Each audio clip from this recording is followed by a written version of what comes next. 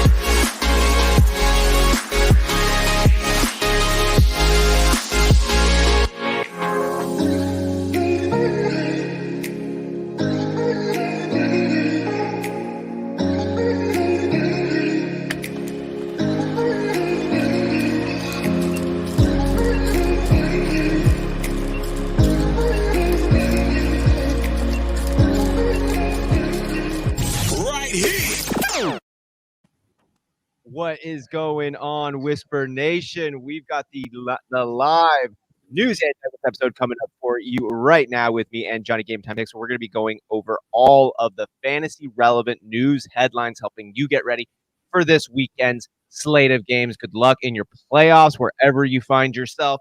And stick with us through the end of the show because we're going to be answering all of lineup questions. But let's go ahead now and get to it. Let's bring in Johnny Game Time Hicks, my brother. How are you doing today? Hey, how are we? It's Friday. Friday, dude. Friday. We got a lot of news and notes to go over today, dude, and it just keeps coming, man. It just keeps coming.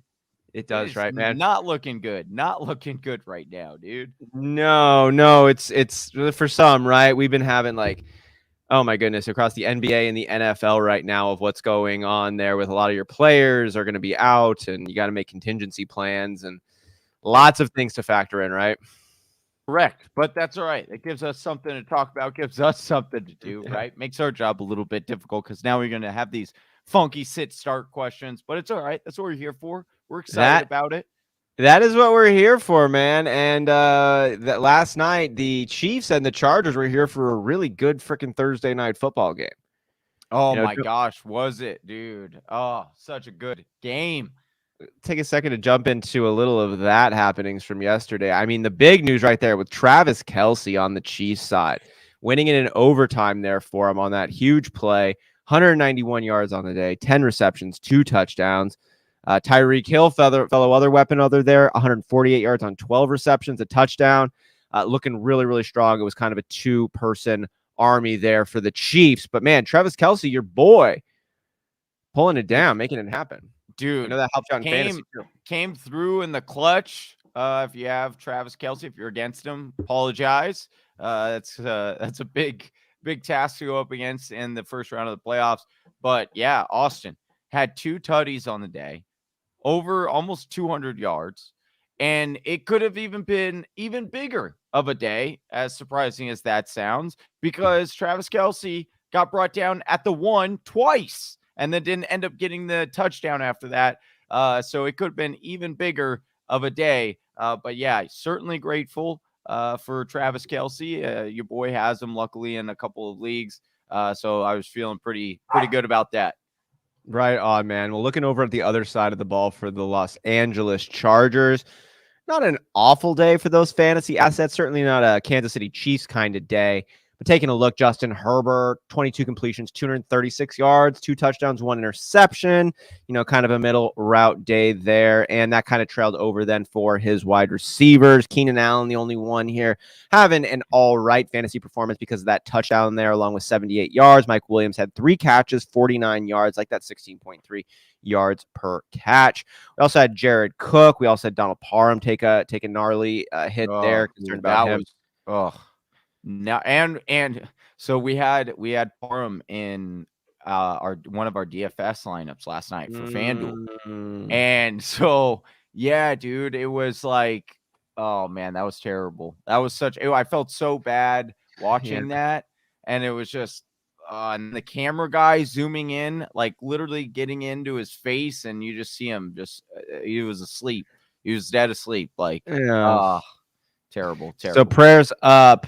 For Donald Parham Jr. We hope him all the best. It's a tough situation. Some good news is that he was reported that he was going to be released from the hospital today. So that is some good news, especially after what we were seeing last night. Wasn't a good scene, but better. Hopefully he gets better. Hopefully there's not some long-term ramifications because that's something else that he has to worry about. But yeah, it was a scary moment for sure for Parham. I always say his name wrong. I forgive. I'm sorry.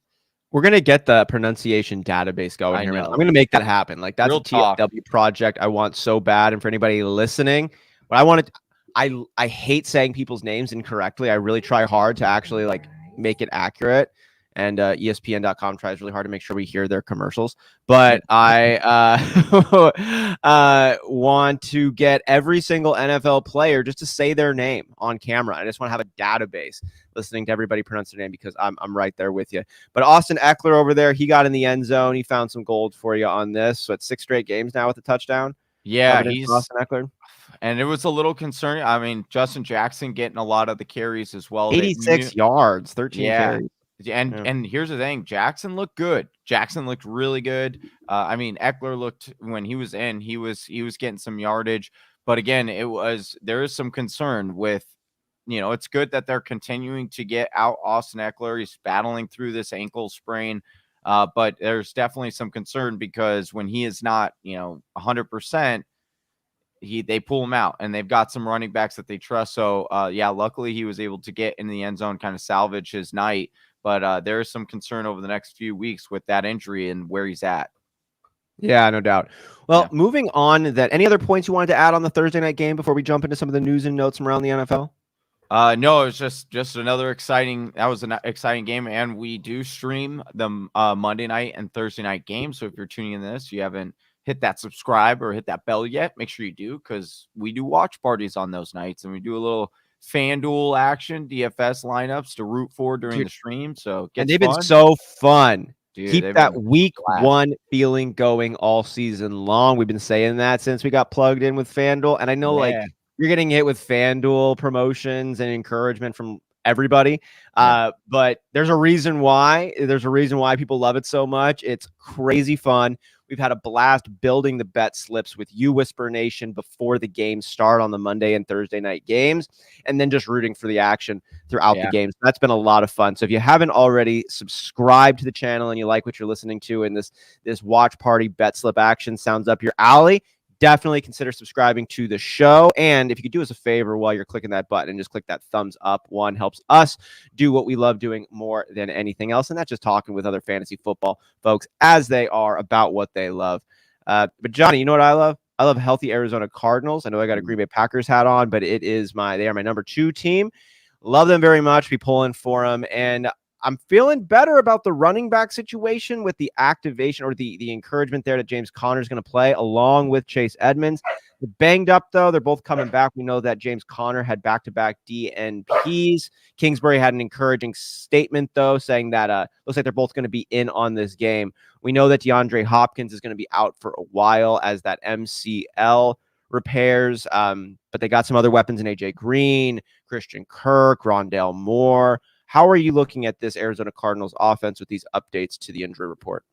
Yeah, we touched on this a little bit last night during the stream. I think the main beneficiary, it's going to be nice. We'll get Rondale on the field a little bit more. We know how explosive he can be. And then obviously Christian Kirk, I see an uptick with him because he'll be on the field a lot more. He should slide over back to that role opposite AJ Green, right? And then AJ Green's been putting together a pretty solid season so far for the Arizona Cardinals, and he had his best game last week.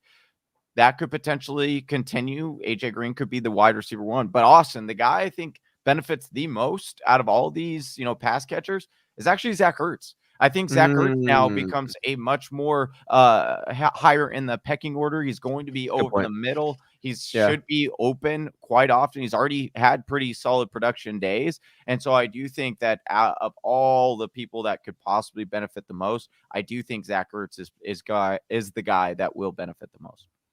I think that's a really good take on this one. Zach Ertz is somebody to give extra consideration to at the end of the year. This is kind of working out really nicely at a tight end position that is usually so unreliable. Not saying you can't rely on Zach Ertz just because it's a tight end, but it's nice. It's a really nice piece to have, and you probably got him up off your waiver wire, which is even more encouraging. Want to give a shout out here to Jonathan Cope, Chris Genova. Great to have you with us. What's happening? Happy Friday to you. Happy Friday. Yeah, we're going to be getting to all of the questions by the end of the show, but if you have a question that's related to the topic at hand, we'll do our best to answer that question live on air at that point in time. If you hit us with a super chat, though, that's going to bump us up, and we'll get to it at our next topic. We'll talk about the Cleveland Browns here in just a second, Jonathan, so sit with us. Johnny, we're moving over to the Atlanta Falcons. Not a ton of news, but a little bit of a soundbite came out regarding Cordarrelle Patterson, the fantasy glitch for you. Head coach Arthur Smith said he's managing touches for Falcons veterans, including Cordarrelle Patterson. Quote, There's a lot of thought put into this, Smith said when asked about Patterson's usage as hybrid players. We do this with our vets. We do what's best for them. It's best for the team. That's where the decision is made with the team. It's a collaborative effort. You know, a lot of things. Are you concerned at the end of season usage for Patterson or any of these other vets? I mean, in some cases, I am concerned with some of the usage that it could fall off with certain players, right? As they get towards the end of the season, you know, and it's like, okay, there's a future for this player and with this team. And so therefore it makes sense that they're going to shut him down. I don't think we could really say that. As much as I love the fantasy glitch and Cordero Patterson, what he's done this year is honestly probably been one of the biggest fantasy MVPs that we really aren't totally giving that as much credit as we probably should to him. But again, you're looking at this situation. We've kind of joked about it all year, Austin, and why we didn't fully buy it in when it first started happening was because we've somewhat seen this from Cordero, but we didn't see it for a whole season. We didn't see him get this usage all season. We were kind of like, oh, you know, we've seen him from game to game, whatever. And then they really kind of leaned on him. And as a result, he broke out. The reason I'm not fully buying this, though, is he's 31, Austin. How many years do you think he really has left in the tank?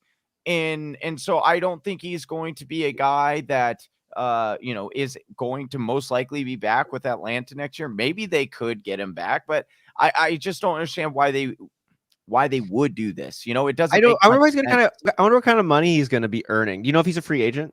Yeah, he is. I'd expect that he is, right? Yeah, exactly. It was a 1-year deal, so it was like, and they only signed him, dude. They signed him for less than what James Conner got. Like a lot of people were asking who was the best, signing, like best contract or whatever, and people said James Conner, rightfully so. James Conner wasn't getting paid a whole much, but the thing is, James Conner is getting paid twice as much as Cordero. Cordero got paid like a mil. I think it was like a mil and a half. He's gonna get more next year for sure. Oh yeah, who that's with?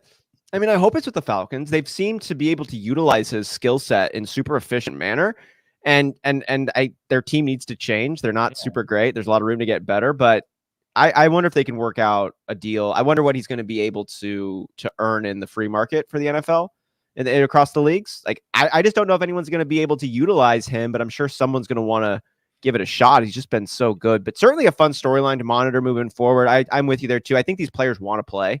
Yeah. You spend the whole week, you're at the end of it. You know, you want to keep going. Like, you love this game. It's too hard a game not to keep playing it, even if you're getting millions of dollars. Like, did you hear Leonard Fournette that when that soundbite was coming of him getting hit and he just like chuckles when he gets hit? He laughs. It was really funny. Anyways, these guys love it. I think that'll keep playing. You're not going to take him out of your lineup.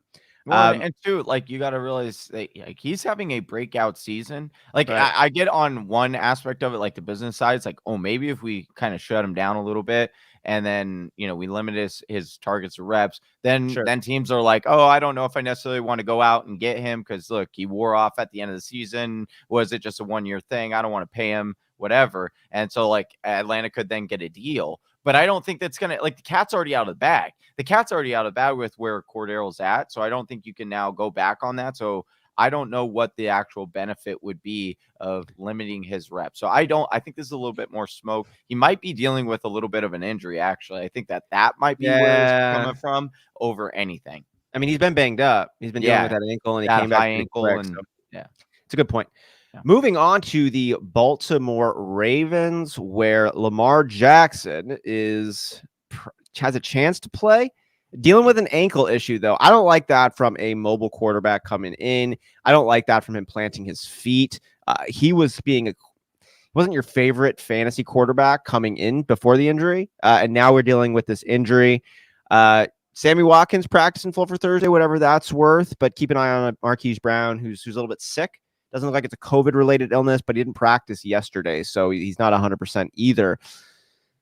You know, are you looking elsewhere if you got Lamar Jackson? If you can, what do you think about the Baltimore offense?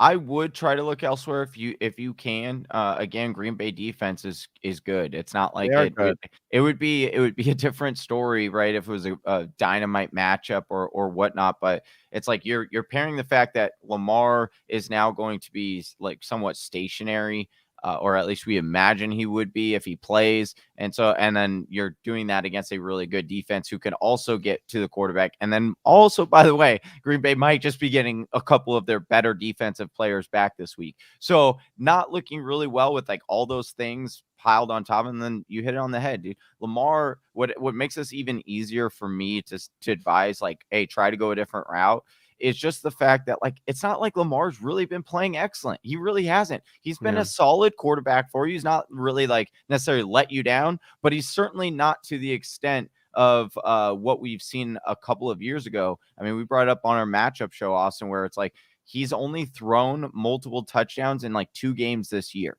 So it's just not looking and great. you need to bank on that rushing ability then, and that's going to be limited because of that ankle injury. Like, you need your feet to run the ball. Right. So the good points over there. Wish him all the best, but he hasn't been an elite quarterbacking option at the season. Not bad or anything, but not elite, and that's what you were certainly hoping for. Ronald P1 here had a question. Hey guys, sure if you guys discussed this last night's game, we did, but great to have you here. Do you guys know why Harrison Butler's points went from 8 to 2 in ESPN leagues? That's freaky. Yeah, it sounds like a glitch. It sounds like they probably messed that up or something. It'll probably be, well, it should be fixed.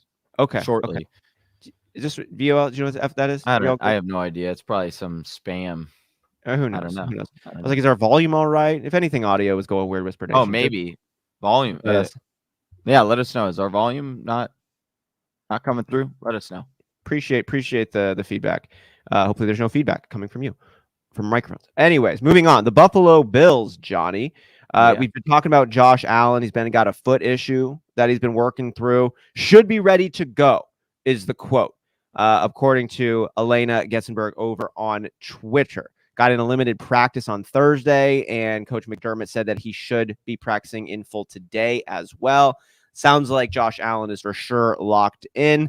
I don't think you're playing another quarterback over Josh Allen. Do you disagree? No, he's not as much of a concern there. I mean, yes, you always bring up, because last week he had over like 50% of his team's rushing shares. Now, will that happen again? Probably not likely, especially because he got banged up coming out of this game, and then it's a foot issue. So they are definitely going to need Josh Allen, because I don't think Mitch Trubisky has what it takes. Maybe P. Kid would have something otherwise to say on that token. Maybe he believes in Mitch to bring up, but I don't. So I that's the only thing, is maybe he doesn't quite have the upside that he might generally have. But again, it's Josh Allen. Like, and they built like this team to throw the rock. Like, how many times do we say the same thing about Big Ben, about he's taking too many hits, he's just getting real, and he just would produce like that. Just and it's like this team is not built to be a run first plotter team. Kind of doesn't make a lot of sense to be in Upper New York, when it gets cold and all this stuff. But I heard Colin Cowherd say a point I thought was pretty smart about the way the Buffalo Bills were built, and that's they were built to beat the Chiefs.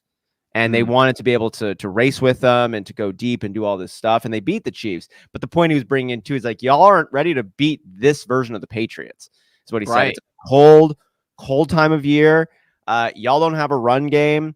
We'll see if you can even get through the Patriots before you get to the Chiefs. Right. It's that whole, and this is the part that I like about Bill Belichick, is it's that whole zig when everyone's zagging kind of mentality, right? Like, it's like, oh, we need to, now everyone's all of a sudden doing this dink and dunk passing game, which, by the way, that's what New England was doing with Tom Brady before that was like the thing to do. And then it was like everyone started seeing how efficient it was to just have your quarterback, even if they're dump offs, it's better to dump it off your running back and gain 5 yards than just turning around and handing it off for probably 2 to 3. And so more and more teams start to implement. And then what you see Bill start doing? Oh, everyone's starting to get on that. Let me zig now again and go with the opposite. Let's go back to a heavy run game and let's win with that. Because, I never am in that kind of mentality of like, oh, let's chase whatever the hottest team is doing, because you're chasing from behind at that point, and you're trying to best case for 85% of them. Yeah, and so I just don't like doing that mentality. So I like what New England's doing. I think they make it fun as far as seeing like that tactical side of football. And they really do. It's almost like this isn't the Patriots section just yet, but Bill Belichick has always done such a great job of maximizing his current roster strengths minimizing his current He's roster's so good weaknesses. at And then that. you see, in the game with 3 pass attempts from Mac Jones. Like, I think it's just the best way to live life. Like, don't try to implement a system. Try to get the most out of the pieces you have available. And that's just what he does all the time. The report is, or what I've heard is, just every single time, the first time when Bill Belichick meets you, he's like, tell me what you could do. And people are like, oh, because like most teams are like, when they sit down with the interview process, is like, all right, let me know what you can't do. So, or you have difficulty with. Let me give you the wide range abilities. But Bill's just like, straight up, I want to know what you're the best at, what you think you are absolutely dynamite, position to maximize that quality. And then he's like, oh wait, we need that. Okay, I'll put you there, and we'll figure it out from there. If you're better than that, we need to expand you. We will. If not, then we'll find somebody else. And that's long story short, the Bills are going to have a tough time playing New England in the playoffs, especially if there's some gnarly weather. And especially if any of these race car receivers that Josh Allen enjoys chucking the rock to, whether it be Emmanuel Sanders or Stephon Diggs, if they go down, I don't know how much you can really rely on Devin Singletary, Zach Moss, Matt Breda in the gang. We'll see. Moving on to the Carolina Panthers, Johnny, your boy, DJ Moore, he's been dealing with a hamstring injury, man, like the new concussion in the NFL. I mean, if hamstrings made you commit suicide 20 years after your career. But no, I digress. DJ Moore has got a hamstring, questionable for week 15. Looks like he's going to be able to suit up. Are you starting him this week, Johnny? The matchup is a little scary against Buffalo, but again, I think because of where DJ Moore was getting the ball and how many targets he was consistently getting, I was still willing to throw him out there. But this concerns me now. Not only is it a difficult matchup or somewhat on paper, but then it's like you're dealing with a hamstring injury that can pop up at any second during the game. I mean, it might be a little hard for sure to get somebody else in there with as much, COVID information and everything that's coming out. All these teams are way down on these players. So it might be really hard to be like, hey, find a better solution. But like, a good one, I'll throw it out there. We had Z on last night, and he kept, he has mentioned a couple times, Amon-Ra St. Brown, wide receiver for Detroit Lions. He's been low key, been getting a huge market share there. They just lost Hawkinson. Swift doesn't look to be going this week. So I think that's someone you could potentially pivot to if you have a DJ Moore that I would feel equally as confident in, because I don't like the matchup, and you never like to hear, like you said, a hamstring injury going into a game. No, it really sucks, dude. Hammies get re-aggravated all the time. So easily. And and the thing is like, it could be on a play that really is not even a big play. It could be a quick screen to the outside, which DJ Moore gets quite often. Yeah. He goes to and he breaks through and starts to use that speed, and then it just pulls the hammy, and it just, you never know. So you're crossing your fingers, hoping to get you through the game. I just don't like to bank on that, especially in the first week of the playoffs. He could be totally fine too. Like, he could get out of the game, he could have 120 yards, but it's like you got a deck of 5 cards, and one of them is a black card, and it's going to just, your day is done. That's it. You're over. Yeah. And you're like, shit, dude, if I get, is it worth putting an inferior wide receiver in who doesn't have as high a chance of drawing that injury card? Mm-hmm. Well, come and join the show Sunday morning, 8:30 a.m. Pacific time, Whisper Nation, because we're going to go live and answer all of your lineup questions, just like we'll do at the end of today's show. But that entire show on Sunday is just getting you square for the lineup, for your lineup, for your game. So join us, subscribe so you get the notifications about that. And we'll be talking more about your teams and all the impacts right before kickoff. Moving on to the Chicago Bears, John, your boy, also your boy David Montgomery here. Missed Thursday's practice, non-COVID illness. Jesus, it's just like, I know, dude. Is it flu season or something? Bro, when I saw this pop up, I was like, oh my gosh, please. But then it's like, I've never been so grateful for like them just being like, oh, this is just a sickness or illness, as I have been this year, being dude. Sick sucks, bro. No, being sick is it's horrible. It's horrible. But I'll tell you, it's better than getting that, oh, he's sick and he has COVID, and you're just like, oh my gosh. Oh, now he legally can't do things. Yeah, exactly. Yeah, it's a totally different level. So he should At least be fine. I might be able to get a Michael Jordan flu game or something. I was just going to be like, we always hear in the movie Miracle, they say great moments come from great opportunities. That's all you got here, Dave Montgomery. You just got a great opportunity right now to go ahead and make win some people's fantasy days, overcome a severe illness. Good for you. I don't know. I hope he's all right. I hope he's because he's got a great situation coming up. I like his remaining schedule. One of the nicest schedules remaining for running back. So and Tevin Coleman, or not Tevin Coleman, but Tariq Cohen. Tariq Cohen, another TC running back. Is Tariq Cohen is he coming back at all? No, I don't think so. I think that's why we've seen Grant kind of pick up a little bit more, Jakeem Grant for them, because they're kind of using him in the way that they would have used Cohen. And so Cohen's probably not coming back. I mean, he's not coming back this year because the Bears aren't getting to the playoffs. So yeah, good news for David Montgomery and anybody who rostered him. Cincinnati Bengals quarterback Joe Burrow. He's been dealing with a finger issue. We know this. He practiced in full Thursday. Doesn't look like this is going to keep him back at all. I'm wondering if you think it's going to keep him back from getting more fantasy points, though. T. Higgins upgraded full practice on Thursday. He's got 3 games in a row of 114 yards or more.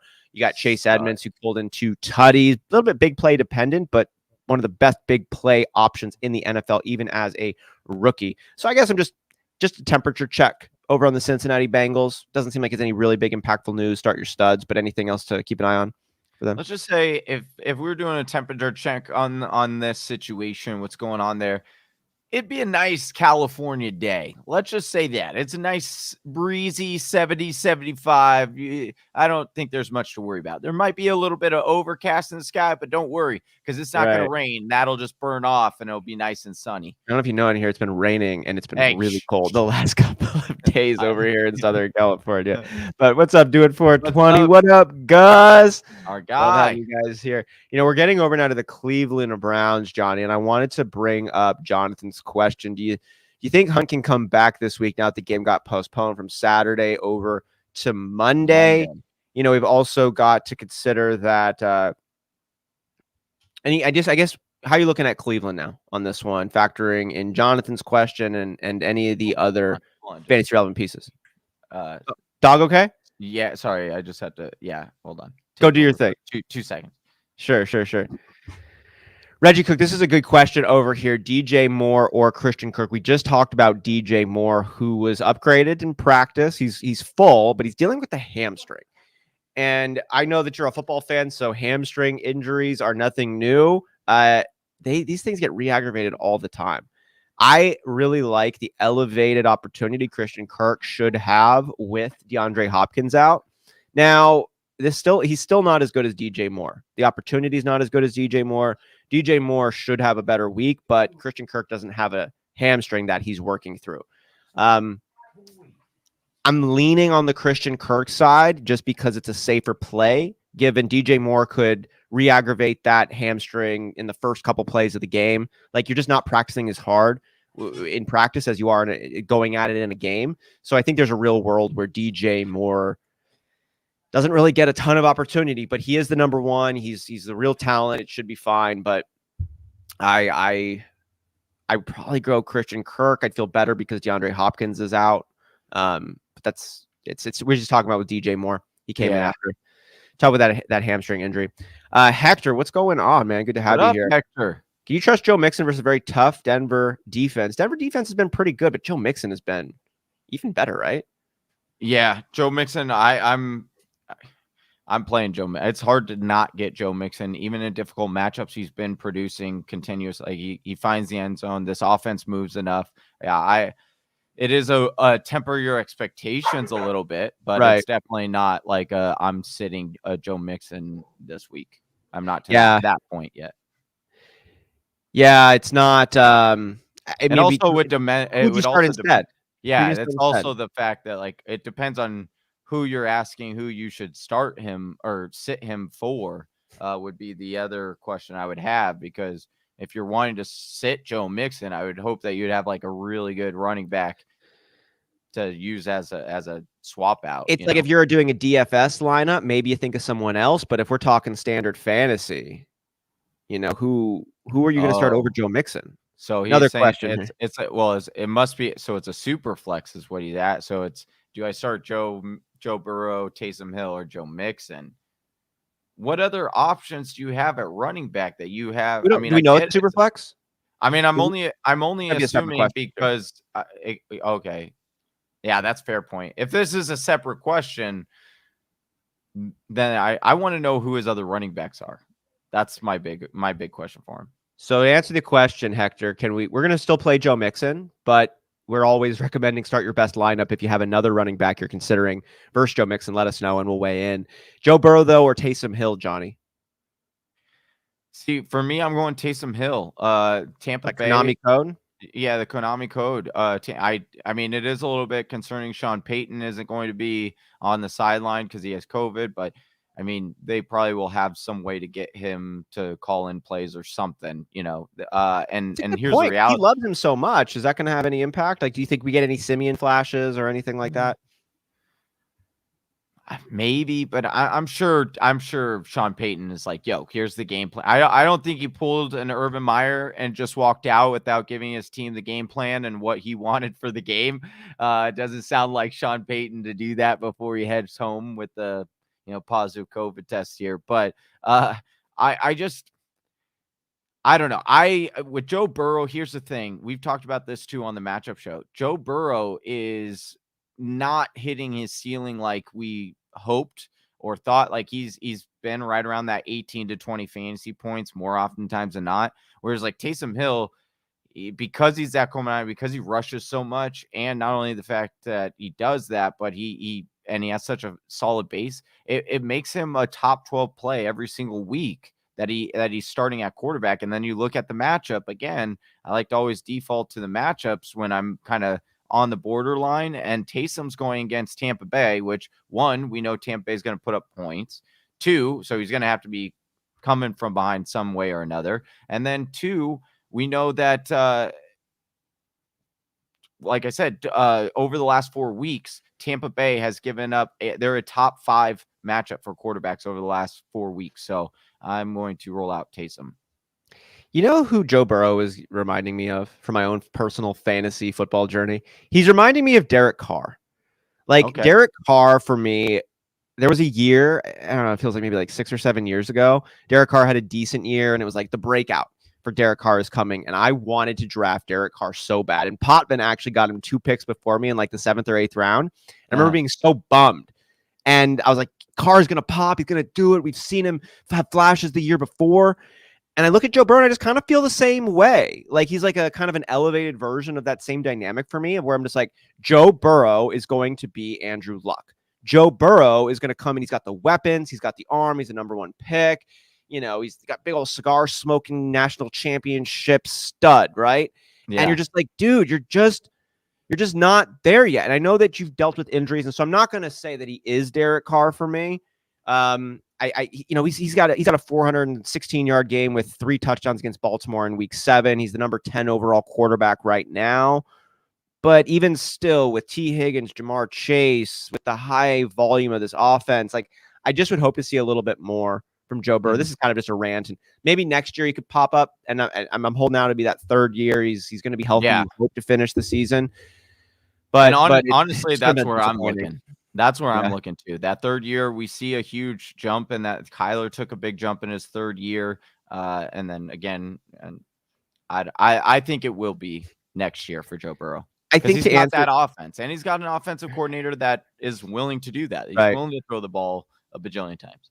I think the safer play is Joe Burrow just because he's consistent. No one's going to take his job.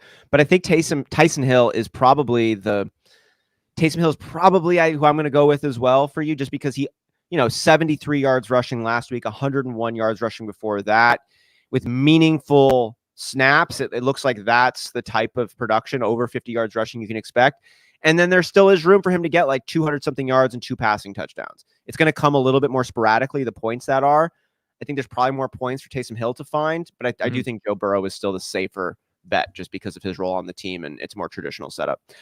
Moving on to the Dallas Cowboys. Gus Ramos here. He wants to get fancy. He's thinking about starting Jimmy G over Dak in one of his leagues. We'll talk about that in just a second. But Johnny, Tony Pollard is the biggest piece of news here for the Cowboys. He returned to practice on Thursday, getting in a limited session. It's his first practice since he tore his left plantar fascia on December 2nd. Although he was limited, you got to say it still puts Pollard on track. It's an encouraging sign. How are you considering Tony Pollard as well as Ezekiel Elliott and then any other Dallas pieces this week? It's not as shiny as it once was.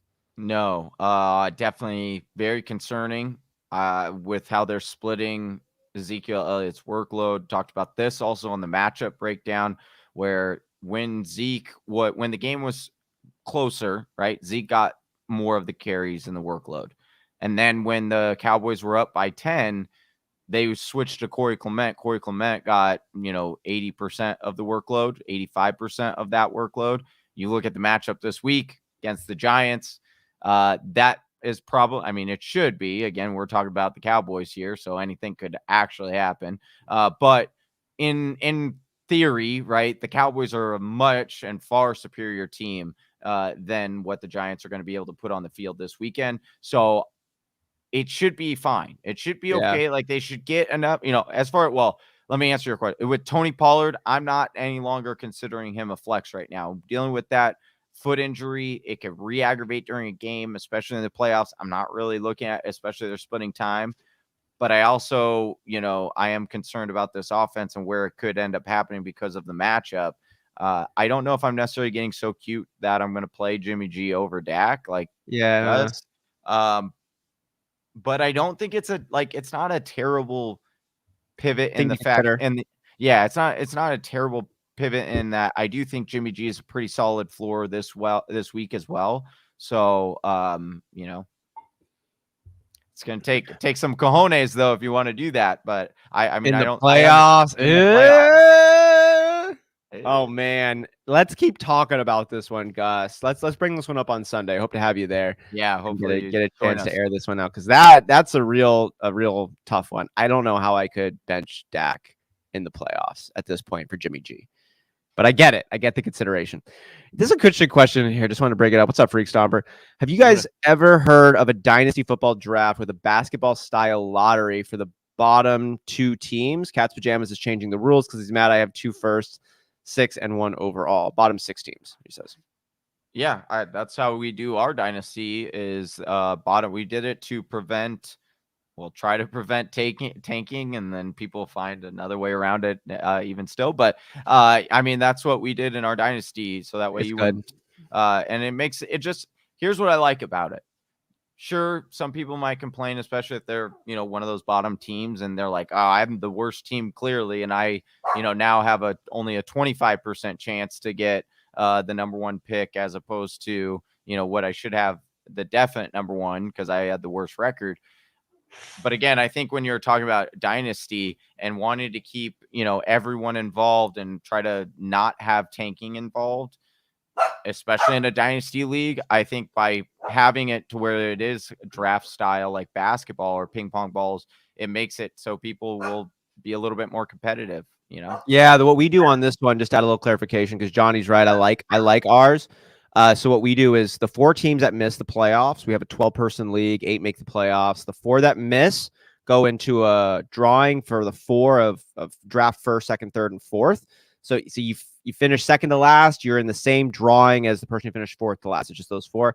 And then whoever exits in the playoffs first round, you get put in another lottery. So those next 4 teams, and then there's a lottery between 2 teams. And then, if you come in second in the championship, you draft before the person who ended up winning it all. I like it. I think it works out really well. It helps to keep things a little bit more honest as the season keeps going as well. All right, moving on here to the Denver Broncos, or my dude, Javonte Williams. Been dealing with a leg issue, kept him out of practice earlier this week, but he returned to practice. So that's good news. Gordon has been banged up, but he's been playing pretty darn well. How are you looking at this backfield? And then we have been fading all of the pass catchers for Denver, Cortland Sutton, Tim Patrick, and Jerry Jeudy. I think that stays, but I wanted to get your take here on specifically the backfield for Denver. Yeah, I think it's going to be a split between the two. We were hoping that would start to lean Javonte, but unfortunately, it went back to a 50-50 split with Melvin. I think that this is what they want to do. They want to run the ball there. They don't want Teddy B to throw it. So it's unfortunate for the pass catchers right now. You can't trust any of them with what's going on there. But I would trust both Melvin and Williams in my lineup this week. I like it.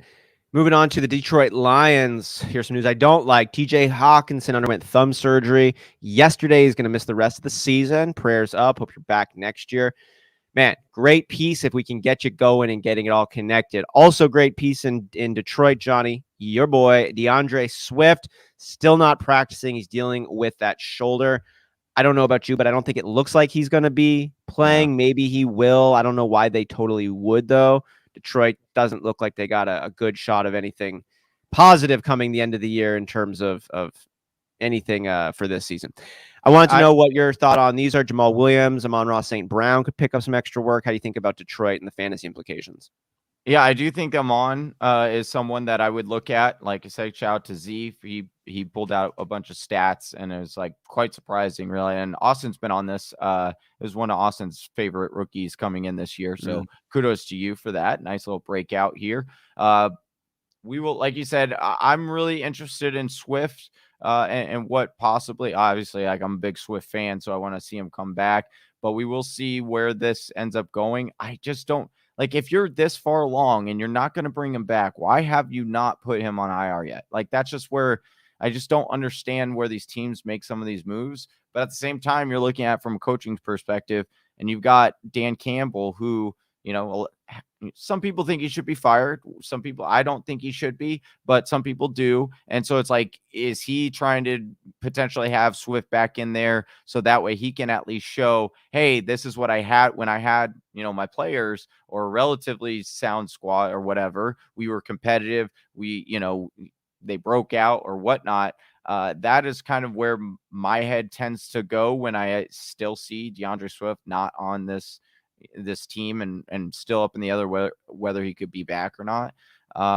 But again, if I have to pivot to anybody else, it would be the you know, Amon. I think that he gets an uptick here. I also think that what the heck flex is that rookie that we talked about on the waiver wire. Sorry, I'm blanking on his name right. Reynolds. I think his last name is Reynolds. I can pull it up here in just a second. But again, not super sexy. It's Detroit.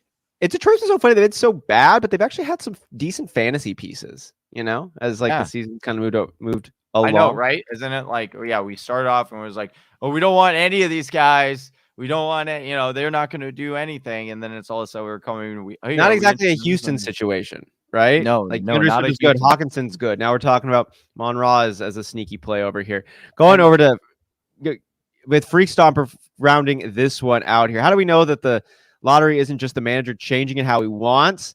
I don't know what to tell you, man. Like, if you think that your manager here's what you do. Get the draft-o-matic. Get Johnny's draft-o-matic. That's what you need. Hit me up. DM me. We'll figure something. We'll get you guys the draft-o-matic. We'll have the draft-o-matic decide your guys' line. So then, you know, there's no rigging it. Like, it's a ping pong lotto machine. We use it for dynasty and basketball.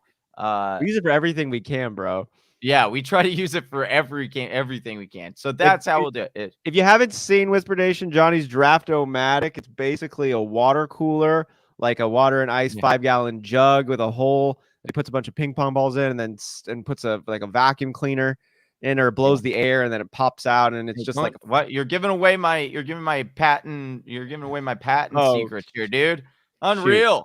Trying to make the Draft-O-Matic. If you got the patent, it's already good, man. It's already good. I don't have it yet.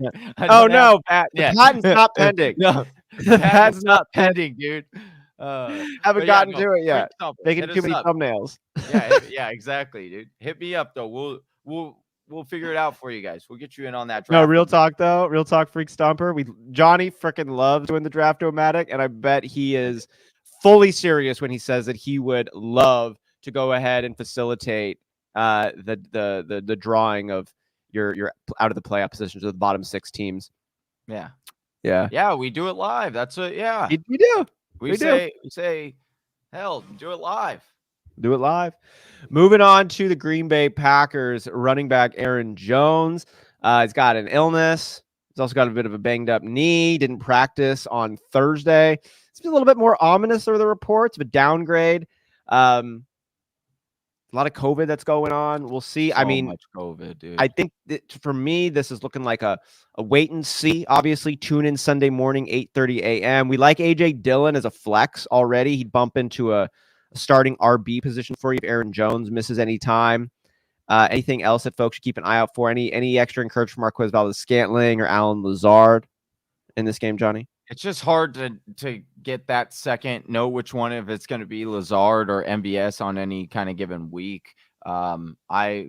Realistically, I don't know if I would trust, because it is Baltimore. I know they're dealing with a lot of issues themselves, right? But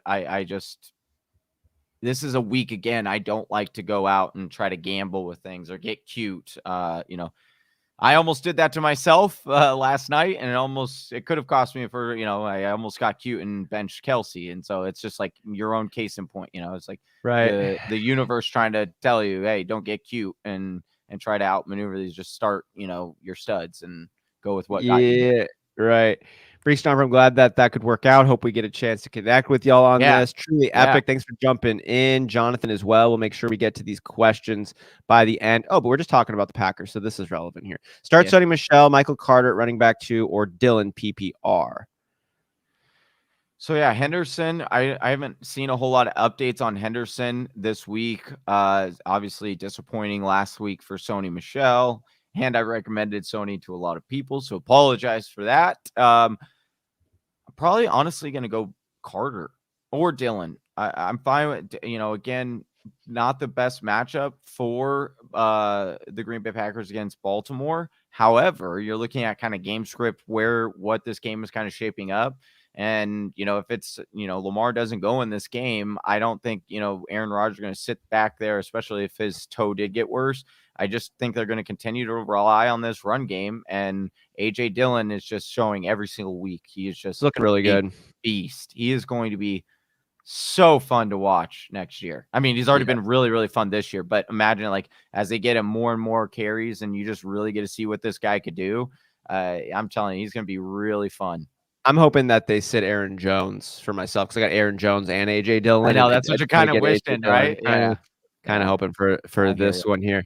Moving over to the Houston Texans, Rex Burkhead. He was limited at practice, but he's going to miss week 15. I just want to know, we kind of like Brandon Cooks. Davis Mills has been airing the rock out. Not saying they're any good, but there's some meat on the fantasy bone for Dalvin Cook. I want to know if you have any consideration of David Johnson. Is he just a slightly less than desperate flex play with Burkhead out, or is he encroaching in the sneaky flex territory?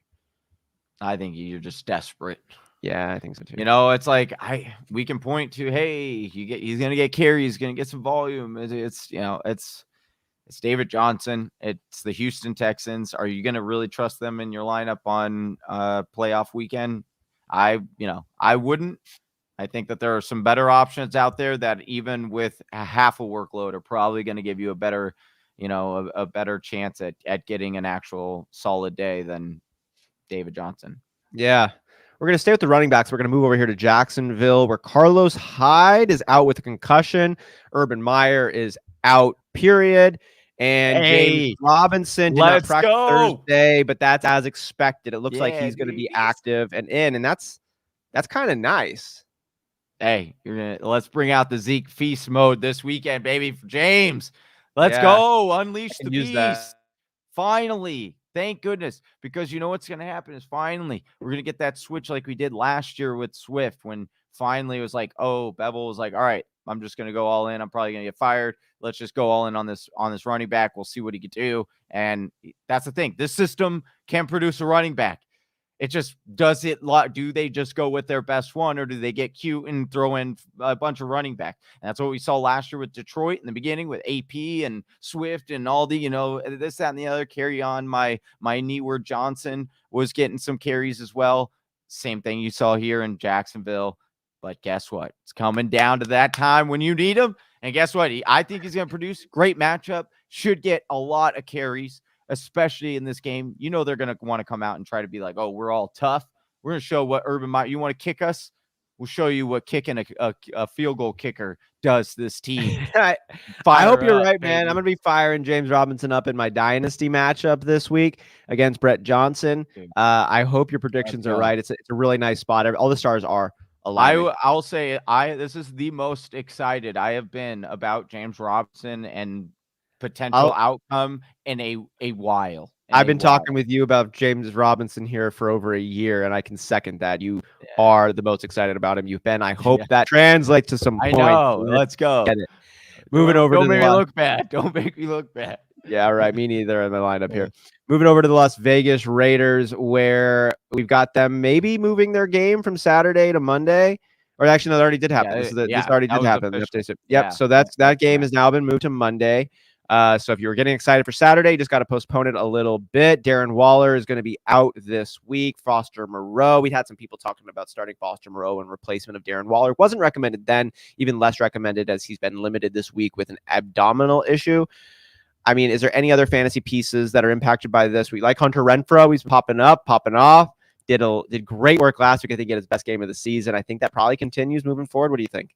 Yeah, I think that does continue. I think he becomes a very, I think, again, we always talk about, hey, what are those players that you'll see on a lot of championship rosters? I think he's probably going to be one on a lot of rosters this year just because you were able to pick him up later in the year on the waivers. And he has been so consistent and solid, especially in PPR.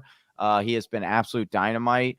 Over the last 5 weeks, I believe it is, he's been our wide receiver 7 during that span in PPR ranking. So absolutely killing it. The one thing I do want to, probably the biggest note out of all of this that I want to bring up, it's not necessarily a fantasy, on guys. It's just the point in being like, all right, before this game was on a Saturday, so the advice would be, hey, make sure these guys are definitely in your slots of, wide receiver or your running back slot. If you're starting Josh Jacobs or Nick Chubb, it's like, make sure they're not in your flex.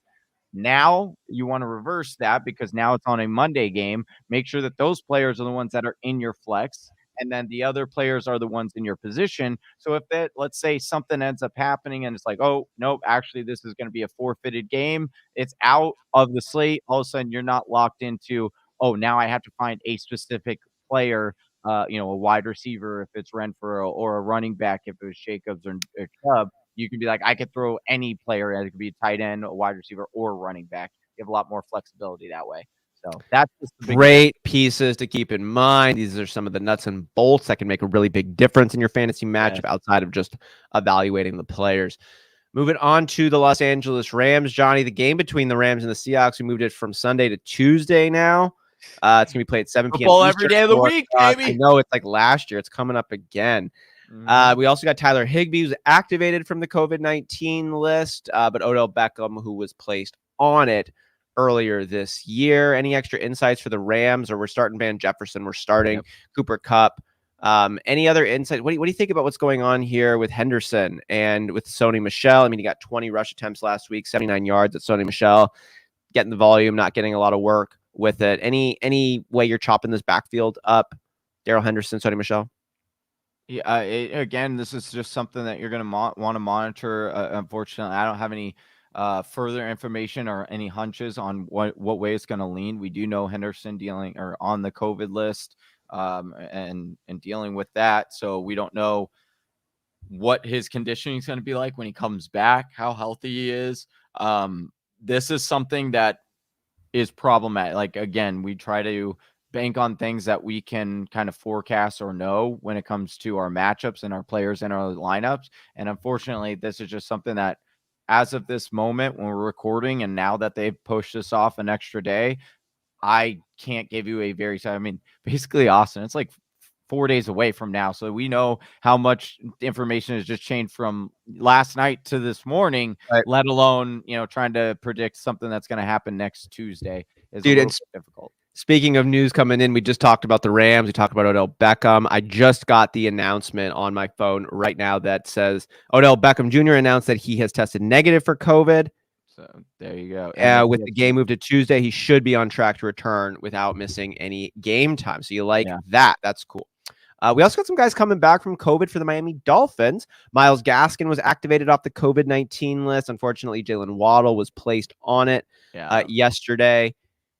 What do you think about Devontae Parker's role now coming in? And are you starting with enthusiasm any of these running backs?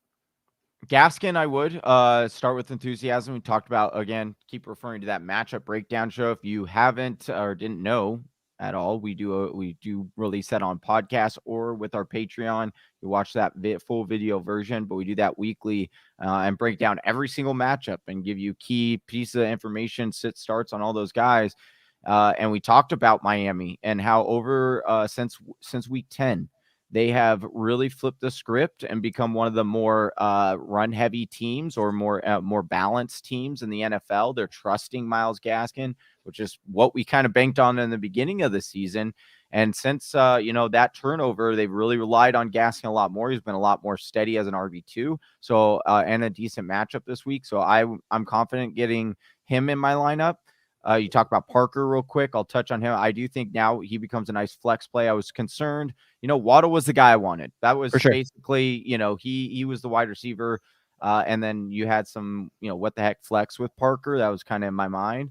But now with Waddle out, I do think Parker would become the main beneficiary there. And so I do think he's worth, a low end wide receiver 3 or a middle wide receiver 3 could be a wide receiver 2 if he gets in the end zone. So it's definitely possible. I appreciate that breakdown. I agree with you on that front. We're going to stick with the wide receiver position, but moving over to the Minnesota Vikings. Adam Thielen remains sidelined. We haven't heard a lot. We expected him to miss less than 3 games, but there's been no indication that he's going to be ready to return for Monday. So roll out your contingency plans over there. The Vikings have been working on contingency plans for their backup running back, considering that Alexander Madison hit the COVID-19 list. They picked up Wayne Gallman off of waivers from the Falcons to fill in. Man, dude. Yeah, right.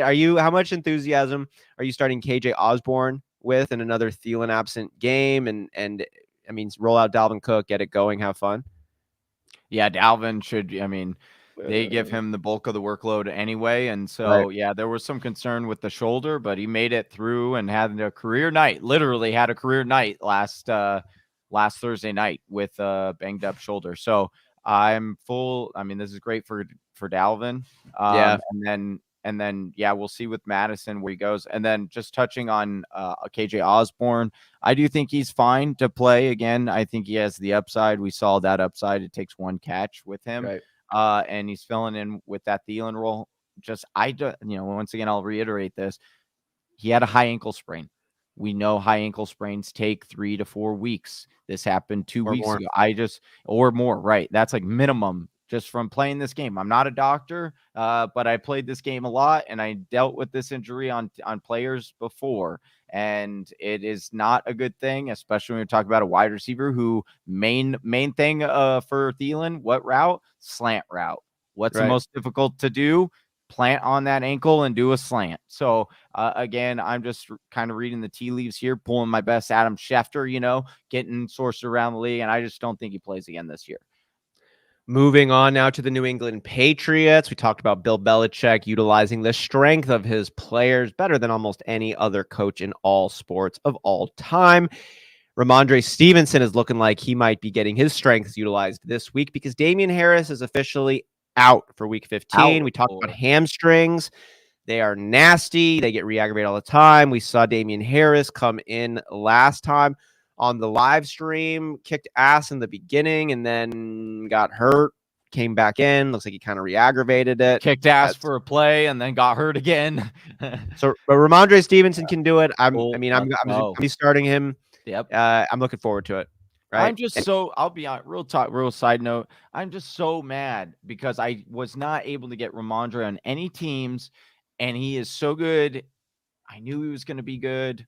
I just didn't expect him to get this much play early on, but Ramondre seriously is going to probably help win people some leagues too. Especially if this hamstring lingers. And hamstrings, okay. 2 side notes on hamstrings. We keep bringing them up. Austin had a really good little monologue thing about hamstrings on our matchup breakdown that I thought was really interesting. Hamstrings, we do know, and we've seen in the past that when players suffer them and they try to come back, whether they are fully healthy or not, it affects them in a big way, especially running backs. It's something to note moving forward. It's something to remind ourselves, right? That is something that, hey, if a hamstring injury pops up, not good. Maybe try to get away from that situation. Oh, what up, Z? Oh, great to have you with us, man. Another guy who, Z just destroying, climbing, killing it, man. I remember the begrudging statements you had made earlier when your fantasy luck wasn't going at the top of the year. And now look at you with one of the stronger teams coming into the Whisper Listener League playoffs. Good for you, my dude. And man, I'm sorry I missed you yesterday on it. I hope we get to catch you on the next one here coming up, man, because it'd be great to be with you again. But good job for you on this. Ramondre's looking good. Wishing you all the best of luck into the Whisper Listener League playoffs. Ronald, you're not late, man. You are here. You are perfect. Yeah, and I appreciate your shout out here. Only 4 likes. That's messed up. Oh, yeah. Let's get those likes up. Come on. If you like what you're listening to, everybody, go ahead and hit us with a thumb. It doesn't take a ton of physical effort to make that happen. And if you like what you're listening to, consider subscribing to the show. We're going to have content coming at you through the rest of this season, but then in the off season as well. We got our whole program that it shifts up a little bit, but a lot of the same familiar content and engagement. So Gus looking over here saying, I want to get into that Whisper Listeners League. We would love to have you be a part of the Whisper Listener League. And if you do subscribe to the show, you're going to get a lot more opportunities to be a part of that, because we do things throughout the year, getting those spots in the hands of our listeners. Things like raffling them for our Patreon subscribers, along with the sports card giveaways and the signed autograph jersey giveaway that you can see right over Johnny's shoulder there. It's an Elijah Mitchell Color Rush autograph jersey that we're giving away this month. Z was eyeing it last night, dude. Z was eyeing it when he came on, dude. He was like, hey, I see that jersey behind you, the Color Rush. I was like, I know. I didn't want to give it away this month, but I have to. All of our $10 Patreon subscribers are automatically entered into that monthly drawing. We've done a Damian Harris, and a Keenan Allen, done an Alvin Kamara ones recently here, and more good ones coming up. Deontay Johnson, that's right, some really nice ones there. So we have chances in the raffle to be a part of the Listener League. We also do our mock draft Mondays in the off season, and some we'll do those like winners of the mock draft as voted on by the fans get chances in there. And then when we do our mock draft marathon, there's other chances as parts of raffles, and there's gonna be a lot of other opportunities. Gus, we would love to have you. Gus has been a great fan of the show, and so if you want to be a part of that, hit the subscribe button and stay tuned as we do the Listener League every year. It's super fun. All right, moving on here to the New Orleans Saints. Johnny Mark Ingram returned to practice on Friday. This is going to, I think, ensure we don't see Kamara getting 27 carries like he did last week, but still getting a lot of work. I want to know if you think Mark Ingram is somebody you should consider starting. You know, you're going to start Alvin Kamara. Yeah, I don't know if I would start. I don't have big trust in Mark Ingram if Alvin Kamara is also, there. I don't think I would trust Mark Ingram in my lineup this week. Yeah. Moving on now to the New York Giants, where Sterling Shepard is questionable. I think it'd be a questionable start at this point, regardless. Daniel Jones is out. I mean, this is like Saquon Barkley, maybe Kenny Golladay if you want to get super cute. I'm not recommending it, though. It just feels like I got to say his name. Yeah. I don't want to go in that direction. Saquon is the only one that I would look in that whole team. Yeah. The other team in New York, the Jets, we got a running back who's coming back here, Michael Carter. Yeah. Is expected to have a significant role, is the quote coming in. He was doing so good before that injury, so that's cool. Tevin Coleman's been dealing with a concussion, but he did come back in practice this week. So it looks like they're going to have the stable of running backs. We know Elijah Moore is out, quad injured return, might be coming back for the final 2 games of the year. We'll see. I want to know what you think about the fantasy pieces here for the Jets. Yeah, I mean, Michael Carter, definitely I'm playing him this week. If I have him, if I've been waiting on him, I think that he plugs into an RB2. And then you like the report about how he should be getting a lot of carries. We do know that we saw him get a lot of carries and touches before he went down, and he's electric with the ball in his hand. So with them having Elijah Moore out, on IR right now for this game, I do think that they could continue to lean on him, especially in the pass game as well. Remember, we've got Corey Davis already out on this team, right. So the pass catching options are dwindling. And I'm not going Braxton Berrios or anything like that. No, and Miami is a team it's just on paper they are a team that their defense is good.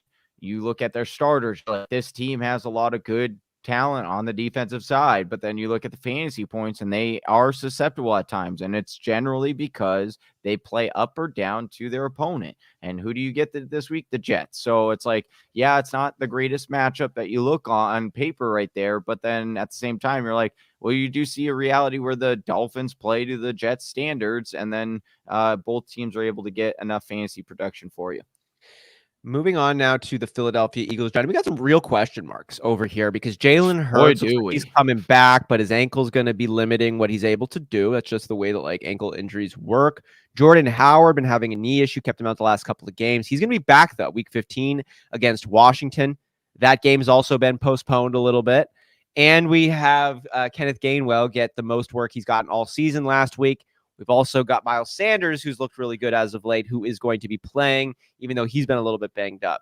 So I guess it comes down to binary choices. Who do you start? Who do you not start? Miles Sanders, I'm kind of liking him. What about Kenneth Gainwell with the Jordan Howard news? I'm reluctant with Gainwell. I want to like it. Yeah, I want to like him, but again, you can't trust the volume. Every time we try to trust it or thought that, hey, they're going to start turning it over to him, it seemed to be a game. It's a game to game kind of thing. What's going on? And so if Jordan Howard's supposed, ends up being back and active for this game, then that means to me that they're not going to use Gainwell. So I would only go with Miles Sanders, maybe Jordan Howard in a what the heck flex position if you need a running back, but again, I don't know what my confidence level is going to be for starting Jordan Howard. I feel somewhat confident in Miles Sanders, especially because they've started to run the ball a lot more and really rely on that. So that's where I could definitely see them going there. But we'll see with Hurts. That's another thing. Keep monitored. Gardner Minshew has been splitting reps with the first team, so he could be in this week. He could be in this week too. Tune in Sunday, 8:30 a.m. Pacific time, 11:30 a.m. Eastern time, Whisper Nation. Get more information we'll have available, and we can make more calls with more information to help you set those lineups and hopefully get you that dub this week in the playoffs. Ronald doesn't want his Eagles playing those infected skin. That's why I wanted to flash that one. They have, that's funny. Bro, all of their quarterbacks are on the COVID list or injured. For Washington? Yeah, all three of them. Yeah, that's so it's like you talk about defenses to stream. It just in one of our leagues, it's like I have the Eagles and then I have the Green Bay Packers defenses. So I picked up both of those because they have good playoff schedules. But then it's like, oh well, who do I play this week? Green Bay, who's potentially getting more stuff back on their defensive side against Lamar or potentially banged up Lamar, or do you go with Philadelphia's defense against whoever they're starting at running our quarterback back there, Good questions to have. We'll see more as they come up. We'll see if any more of these games get moved. Moving on now, though, to the San Francisco 49ers, where, George Kittle has been just going off and going insane. He was working in a limited session. Looks like he's on track to play. Deebo Samuel also looks like he's been on track to play after getting in some full practices. I think we kind of like Brandon Ayuk at this point, regardless. Yeah. He's not like a wide receiver 1, but he's definitely a startable wide receiver for you, 2, 3. High-end flex. Yeah, he's a wide receiver 2 for me this week because of the matchup. But again, like Austin just alluded to, the floor, unfortunately, despite even a good matchup, because it's Ayuk and how they kind of run it there and for the 49ers, his floor could be much shorter than that. It could be a wide receiver 4 or 3. But again, I do think he'll get enough volume to float him at least to a wide receiver 2. The big question, though, here is at the running back position, Johnny, because that jersey behind you, Elijah Mitchell, he's been kicking ass and helping people win games when he's played. But he did not practice this week. Got a DNP yesterday, dealing with concussion, dealing with a knee. Didn't do enough to earn a limited tag. Friday, we'll see about what the reports say there. But if Mitchell's in, I think we like Mitchell. If he's not, where are you going, Johnny? I don't know that I would recommend starting any, because here's the deal. The last 2 weeks, it's been, hey, pivot over to Jeff Wilson, and Jeff Wilson has not performed. I mean, he's been okay. It's for a bye-week fill-in or whatever, you're not going to complain. But what the potential should be for Jeff Wilson or what, in this offense, it should be a lot more. But why that is because as a result of this, they're leaning more on Deebo Samuel as a runner and not so much as a pass catcher anymore. And so you're seeing the vast majority of Deebo's touches now come out of the backfield, no longer getting, the 20 to 30% target market share, but still getting a lot of volume out of that backfield and scoring the touchdowns, obviously. So I think that's where they're going to continue to go. I think this gives more boost just to play Deebo, because there was that concern that we talked about during that matchup breakdown is like, hey, if Elijah Mitchell does go, how confident do we play Deebo? Because most of his carries over the last few weeks have been out of the backfield. But again, I just think this reassures that you can definitely have confidence in both Deebo and Ayuk this weekend. There we go. And Whisper Nation, we see some more questions coming in. Yeah. Josh Loyola, great to join us. We're almost done with the news and notes. We're coming up to the Seattle Seahawks right now. So just a couple more teams. And after we're done getting through these notes, we're going to get to all of the questions going back to the top of the list and working all the way down through. So thank you for bringing in the question. Hang with us as we work our way through the program. And if you're in a tight time rush and you got to go, just hit us with a super chat and we'll get that question answered at our next available moment, the next one up. But Johnny, here, as mentioned, moving over to the Seattle Seahawks, we've got Tyler Lockett on the COVID-19 list, which you'd say would be a good news for DK Metcalf, but he hasn't practiced last couple of days, dealing with a foot injury, but now a back issue too. This looks new. I don't see enough signs saying that he's not going to play, but it's not been great. The team hasn't been great. And I wanted to throw up this bit of news that came from Adam Levitan over at Establish the Run. In the last 5 games, Russ has played with DK Metcalf since the OnlyFans foursome story broke. Tyler Lockett, 21 receptions, 444 yards, 2 touchdowns. DK Metcalf, 17 catches, 173 yards, no touchdowns. Wait a second. What was this whole... What? I didn't see this whole rumor foursome... So that's what I'm thinking about. I'm not going to jump into all of the details on this, but DK Metcalf just like working what he can do to try to pull himself a good night and talking to some different women, like just pretty forwardly. And they like the text got leaked and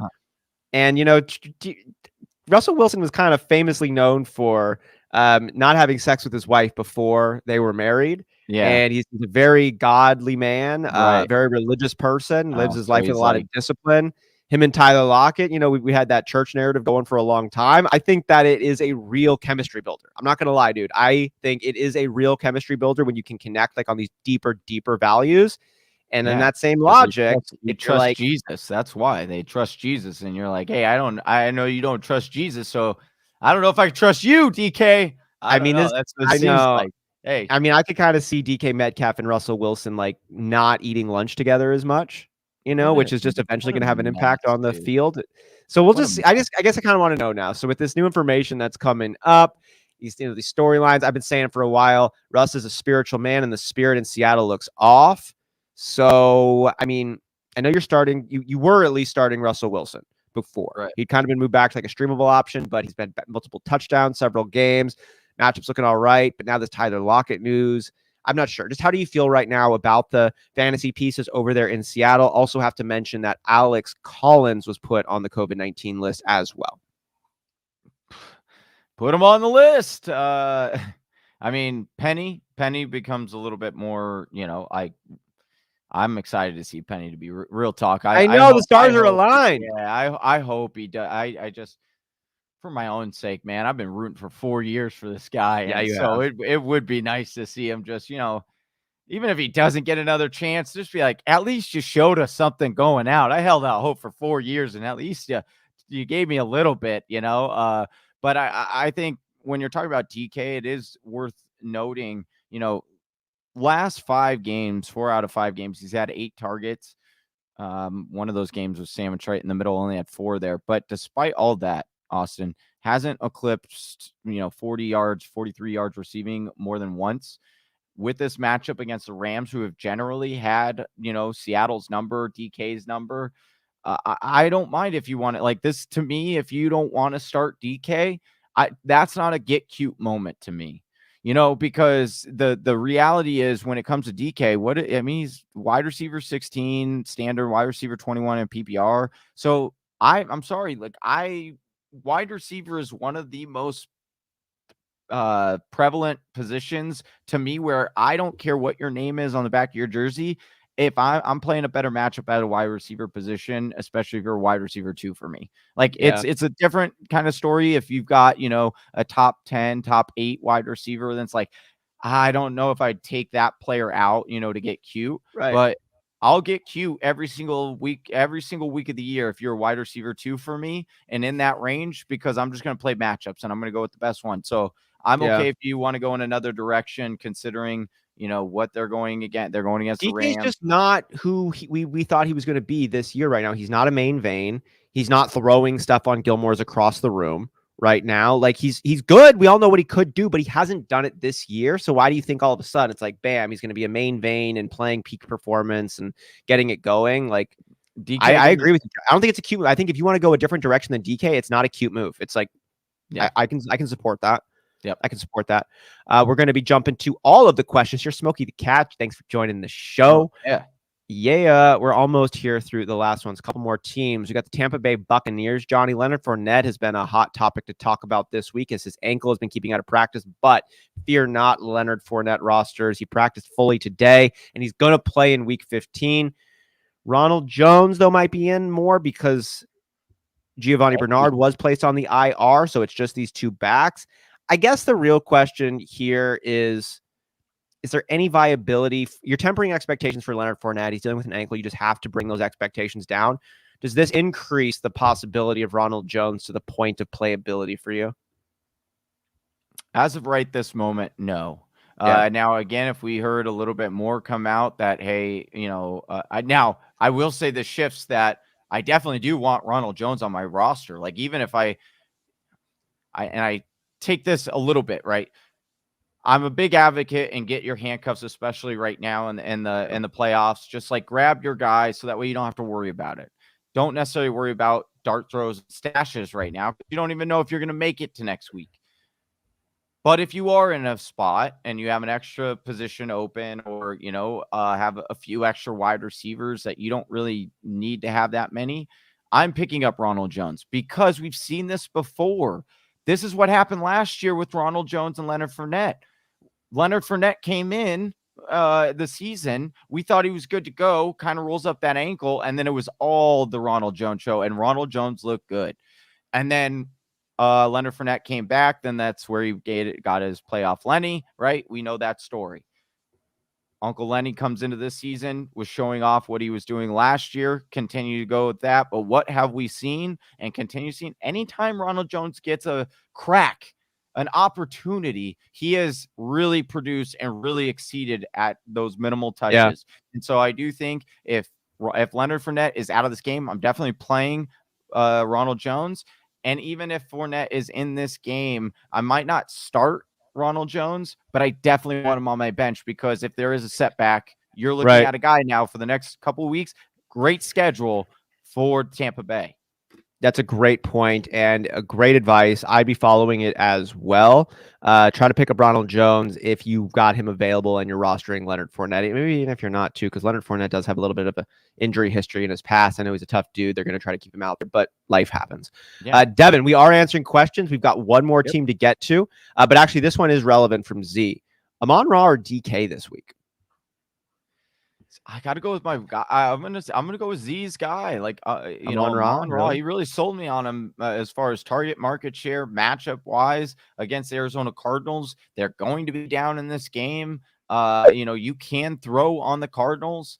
And so I just think that this is a game where, and they're not going to have Swift. They're going to have backup running backs in there. I'm fine with doing that.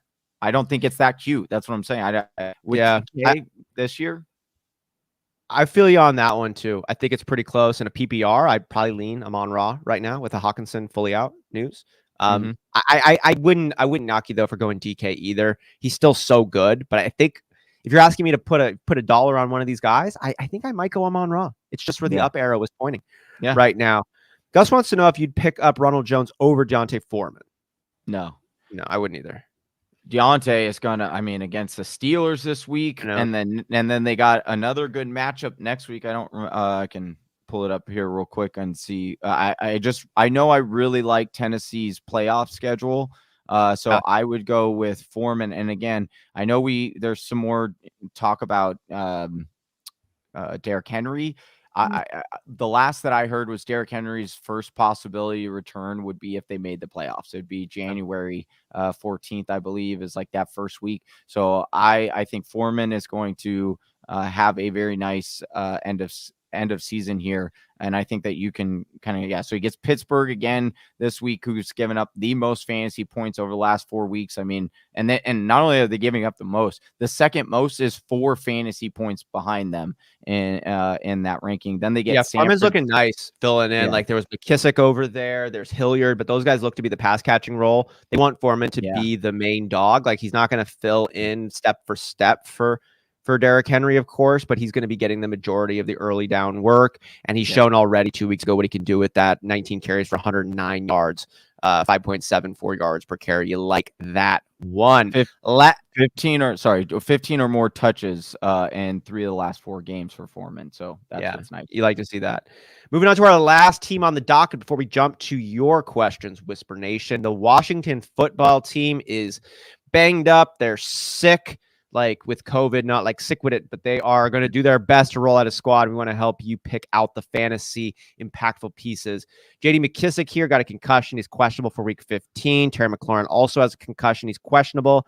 He's been playing. Coach Ron Rivera said he has a very high level of optimism McLaurin will return to Sunday's game. Not so sure about Tyler Heineke, though, who's placed on the COVID-19 list, creating somewhat, as NBC Sports Eds here puts it, an apocalyptic scenario for the football team as backup quarterback Kyle Allen is also on the COVID-19 list. Curtis Samuel's been dealing with a season-long and then their injury. third string guy just got it too. What are they gonna do, dude? I don't know. Are they gonna put Gibson back there as Wildcat the whole time? That's what I'm saying. I don't know how you don't start the Philadelphia Eagles defense, but at the same time, it's like you get this wild stuff that you don't know what's going to happen. Neither do the Eagles. And then that's what ends up like getting all wonky on you. You get these weird touchdowns yeah, man, I don't know what I don't know what they're going to do. Again, not a great against look, dude, they don't even, bro, check this out. This is how wild it is. Washington on Sleeper. When you look at their match, if what's cool on Sleeper, if you don't know this, you go to the scores tab and they'll give you like every single game on the far right. They'll give you every single game for that week. And you can click on, they'll actually give you a list of like all of the fantasy depth players and like all their starters, everything, right? If you go and click on it right now, Austin, there's no quarterback in there. Really? It's just blank. It's literally just blank. There's no quarterback at all selected for Washington. So I have no idea what they're going to do. I mean, they'll probably have to sign some backup. They're going to do something. This is going to be one of those weird moments, right? This is when they're like, damn, why isn't Cam Newton available? We could have used him. We're going to sign him for 2 weeks. I think you're right on that Eagles defense. This is just one of those. Who was the quarterback, the wide receiver quarterback that the Broncos started last year? You played him. It was going to be like Joe Webb, but you know what I'm talking about? Like last year. Yeah, it was. It was like a practice wide receiver that they started at quarterback. Oh, you're right. I did do that. What was his name? Oh, it was for on that Thursday night. It's Denver. Yeah. Okay, hold on. And he didn't do anything good. You were like, I'm starting a quarterback in my wide receiver spot. I don't know. He had like 30 yards. It was so bad. And he found out the night before. I'm going to look up this guy's name. That's like what's shaping up right now for Washington, dude. Yeah, Denver QB. I'm going to look it up what his name was. All right. And that, guys, we have made it now. We are all the way through the entire slate of news and notes from around the NFL. Kendall Hilton, dude. That's right. Kendall Hinton. Hinton. Yeah. Hinton was an undrafted free agent out of Wake Forest, where he played as quarterback for 3 seasons and then wide receiver for 2 seasons. He made it to the Broncos' 90-man training camp roster, but was cut in September. Then practice squad on November 4th was called up just weeks before what would end up making his unexpected NFL debut. Yeah, and that debut we're talking about a year later, but it's not. It didn't really end up working out. I don't think whoever starts for the Washington football team is what probably going to work out didn't either. McLaurin have some quarterbacking in his I don't know, but he's heyday? concussed probably, but he's concussed too. So like, Mm, oh my god, though, if Terry McLaurin did start at Could you? quarterback Oh my though, gosh, I that know, right? Could that you would be imagine? fun. I would That would, start him in my dynasty playoff matchup. oh I yeah, would I do would it. Just too. let's I go. would too. And just to be like, why not? Why not? But guys, Johnny, we did it. I'm gonna hit it with the Tina Yeah. dance again. Oh, let's do Bam. it. Yeah. Oh man, I love when we get to drop that one. So we're gonna work through your questions now, Whisper Nation. If you got any lineup questions, trade questions, holiday gift questions, just throw them our way, and we're gonna be working down the list. Going back up though to Jonathan's question here. Made it 11:48 a.m. It's Oh been a little man. bit of time since then. What's up, man? Do you think Hunt can come back this week now that the game got postponed? Definitely something to monitor. Probably not, but monitor this. Tune in live on Sunday. We'll be able to have more information at this point in time. See if he gets anything going. Yeah. Do you have any tea leaves though you're looking at? I don't think he'll be back. That's just I don't know that for certain, but I haven't heard anything that because they postponed it gives him a better chance to be back. I would say he wouldn't be back is what I would probably. I think so too. Miles Sanders or Michael Carter in a PPR league. Let's get better. Basketball wants to know, Johnny. Funny you say this when we had a conversation earlier in our pre-show meeting about basketball getting softer. That's kind of funny. I would go in this case, I'm going to go Michael Carter because I do know he's coming back off of the injury. I know he's healthy. I know that they're going to need to pass a lot for the Jets. They're going to be behind. Miles Sanders banged up again, dealing with the ankle. That ankle looked pretty serious. I thought he was probably done for the season when I saw it. He looked like he was in a lot of pain. Not saying that, he can't get over it or that he still can't have a nice day. It is the Jets, right? They do tend to lay over for running backs. It doesn't, I just with everything going on there, question at quarterback, question at Jordan Howard, how that backfield could end up splitting up, the health of Miles Sanders. It's just easier to go with Carter. It's easier to go with Carter. I'm not surprised if Miles Sanders ends up having the better day because they might need to rely on the run. But the news of Jordan Howard returning over there and, Kenneth Gainwell getting more involved, I think Miles Sanders is the dude, but it could just get chopped up. Michael Carter's in a little bit of a committee of his own, but they saw him really go into him. We got the encouraging words. I think you're probably right, dude. It's close for me on this one. This is a really tough question. I think Michael Carter probably does have the higher ceiling though right now, just the way he was playing coming in. Real quick on a side note on what could have been, right? Logan Thomas, if he wasn't injured, that could have been the potential quarterback for Washington. And you're talking about, damn. Could you imagine that? I got Logan Thomas in the dynasty matchup. Would have loved to start right quarterback in my tight end that spot. would have been juicy. That would have been really, really nice. Chris here wants to know, he stumped with Metcalf, man. I know, seriously. Had Mike Williams already dropped the ball yet again last night and got Parker and Claypool on my bench. What do you guys think? Speaking of, Mike Williams, bro, this guy looked like he was dead. He literally looked dead in last night's game. He got hit, he got sandwiched, then coughed up the ball at the 1, and he was on the ground just laying there, face down for a minute. And it was like, and then he went in the medical tent. And then what was sad was like, literally the next play was when Parham got concussed. And it was like, oh, they don't even have any more room in that medical tent. And so all of a sudden you had like a couple of plays later, you saw Mike Williams come back from the dead. So at least it wasn't the worst. Also almost caught a touchdown pass from Keenan Allen in this game, which shout out to Z. Z was on the show last night. He played both Keenan Allen and Mike Williams. So for that, I was kind of rooting that it would happen for him so he get a double dip from his wide receivers. That would be kind of that'd be fun. In this, when you're asked about this, Metcalf, Parker, Claypool.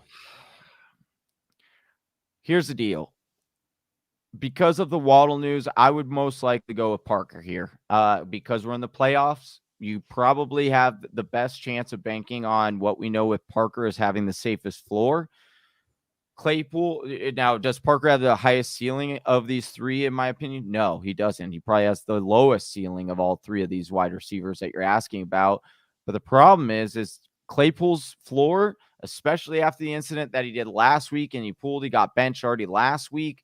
I am concerned about what could possibly happen with Claypool this week. Do they continue to bench him? Do they, try to make an example? I don't know what Claypool's volume is going to be. It's a good matchup on paper, Austin, but can you bank on that? We've seen Claypool in good matchups before, and it doesn't seem to matter.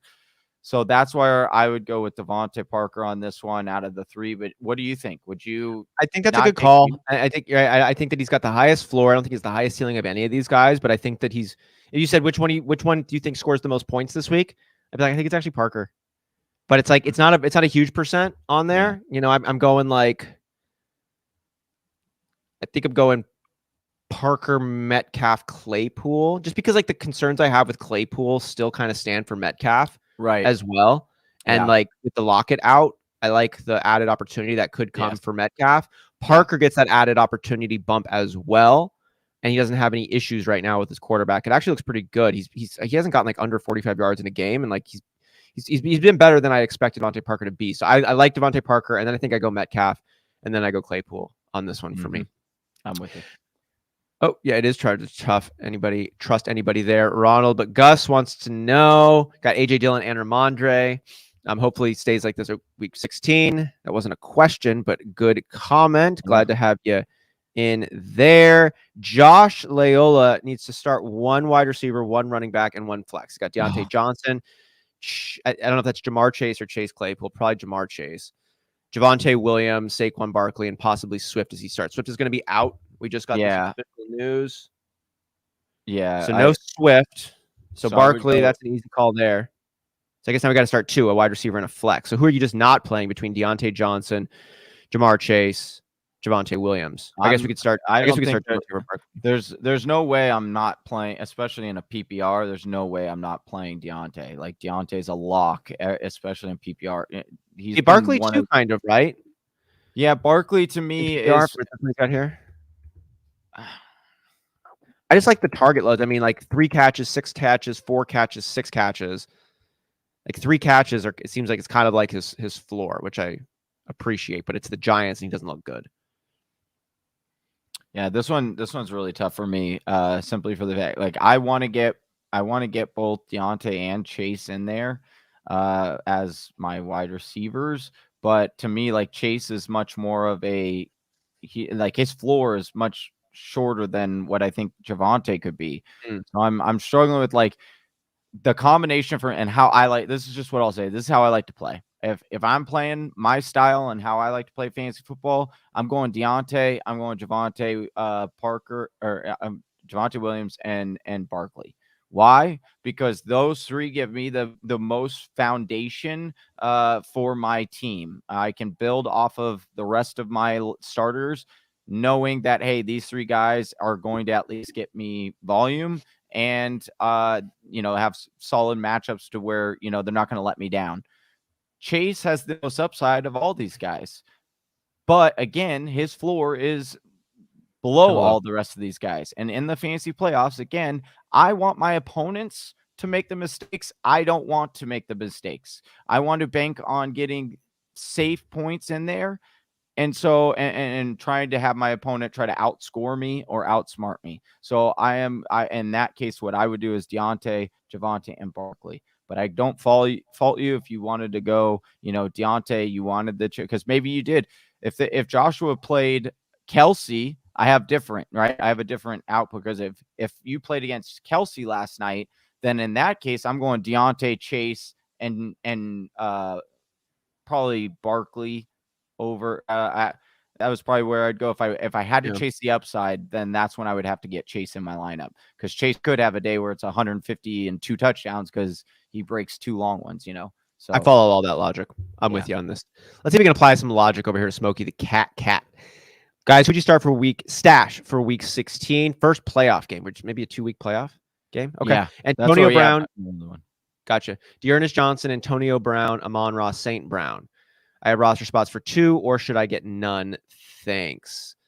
I'm not stashing Dearness Johnson over these 2 guys right now. Like there's a world where he's the dude, but even if Chubb is back or Hunt is back, Dearness Johnson, I'm not recommending starting him. And Chubb looks all right. Yeah, I don't. Again, this would depend on who you have at wide receiver, right? But I think, and I would be stashing Antonio Brown if some people. I get it. He's been injured, not been reliable. There's rumors he could get cut, but I'll tell you, there are two big reasons why I do not believe he'll get cut. And there is the concern that, hey, when he comes back, what if they kind of just bench him or don't give him as many snaps? Here's why I don't believe either one of those things are going to happen. One, if they were going to cut him, they would have already done it. They're not going to wait until he gets back off of COVID or from this suspension and then be like, oh, yeah, by the way, now we're going to let you go. They would have just been like, hey, we're done with you. We're done. I follow that. Second of all, they are in a win now. There is no, there's no, hey, in 5 years, in 3 years. No, it's the time is now. It's now, maybe next year. Guess what? This is reality. It's It helps sad. them win. I get it. It helps them win. And guess who is the quarterback and knows that his time is very limited? Tom Brady. Yeah, Who's who Tom loves Brady's him. best friend? AB. There's no And then way maybe in it's a little hell. shaken, maybe it's like a little shaky, but it doesn't matter. They'll bring it together. They'll table their issues until after the season to try to get another ring. Yes. I think a lot of that lines up. I think I'm with you. And in terms of like it's a stash, like St. Brown might be a nice piece, but he does not bring the upside that Antonio Brown could bring to the table. And you mentioned before of how fluky Antonio Brown is. That to me actually is he's conditioned to come in after an extended absence and perform right away. Like the dude stays healthy. He can jump in right away and just make it happen. It's kind of the way he operates. So I think that the correct stash here is Antonio Brown. I'm with you. Yeah, I do too. And the nice thing too, gets the Jets in week 17, the final week. If you make it that far, I could see Tom Brady wanting to get him like in-game condition too. Like, let's get your hands right. Let's work on our timing a little bit. Might not need to win that game for Tampa Bay. And even if they do, they could probably win it with the way they want. And I think it would make sense if Brown is back for Brady and Brown to try to get connected coming into the playoffs. So because if it was anybody else, if there was, let's say they had Russell Wilson as the quarterback, or they had, still Jameis Winston, right? Different timeline. I don't think AB would be on this team. I don't think he would be. But because it's Tom Brady, because their window is now and maybe next year if Tom Brady comes back next year, I think that's why we will not see it. I think you're right. Devin Tillman has a question here. Doesn't know who to start. Gabe Davis gets a bump with Emmanuel Sanders out. Alan Lazard for the Packers or Kendrick Bourne as my wide receiver, 2 full-point PPR. Who do you like in this one, Johnny? Oh, man, this one's real tough. I would probably go with Gabe Davis. He's been hot lately. You kind of, when you're going out with these like dart throw guys, you kind of go with what's, stay in the flames kind of thing. Gabe Davis is starting to really develop that relationship. He's getting on the field a little bit more. I don't mind. Kendrick Bourne to me is really interesting. He's like the most interesting on this list. Austin, give me again. We can give your opinion. I'd like you to touch because you know a little bit more about Alan Lazard. I like Alan Lazard. His targets aren't consistent week to week. That game plan is so with MBS with him. Right. It's just a coin toss for me with Alan Lazard. I think that Gabe Davis is my pick as well. Yeah. I think that's who I would just lean on right now with the Emmanuel Sanders news on this one. I like Lazard, but I just don't like what his floor would be on the way that the passing attack goes. And Kendrick Bourne for me isn't somebody that I'm really feeling that good about. It's like he's got that stretchy upside, but his floor is really low too. It's Gabe Davis for me on this one. And again, New England is against the Colts, and you can definitely see a reality where Bill Belichick needs to keep the ball away from Jonathan Taylor. And so I could definitely see them, running a lot more. We've seen obviously that already happen with New England, but just trying to keep the ball out of Indianapolis's hands. And so that just, for me, lowers the ceiling for Kendrick Bourne this week. I'm with you there. Truly Epic asks Aaron Jones, Devontae Parker, or Brandon Ayuk, or Darrell Henderson if he plays full point PPR. I mean, if Darrell Henderson, what am I? Yeah, wait, hold on. I'm playing Aaron Jones. I understand with AJ Dillon, we talk about the split there, but again, like Austin and Travis brought up on that show, the reason why Aaron Jones is so good, correct me if I'm wrong, Austin, is because he's so elusive. So, Mhm. when I talk about, hey, his touches are a little bit more limited, he's not getting the volume. That's Super actually efficient. okay. It's good for him because he took, he only had 5 carries last week, but he took 2 of them for 10 plus yards. So, 2 out of 5 runs, you get 20 yards off of those. That's what Aaron Jones does. I'm continuing to do that. And again, talked about this a little bit earlier. I could definitely see them implementing a much heavier run game, just kind of out of here. Try to get Aaron Rodgers a little bit healthier if possible, because of that toe. So that's just kind of where my head's at with this one. So some good options there for flexing, but I don't think I'd get too cute with it this week. I agree. Freak Stomper following back up on Johnny's Draft-O-Matic. The league's voting on the draft lottery. The manager has agreed. Let you guys run the lottery if the league votes that way. So we'll stay tuned. That'll be fun. Tuned. That'll be a lot of fun. That'll be cool. Yeah. We definitely want to do that. Love the stream last night. Thanks for joining. Thank you for joining. Ronald mentioning here how many red zone targets that he got. Mike Williams, that was. You'd love to see him.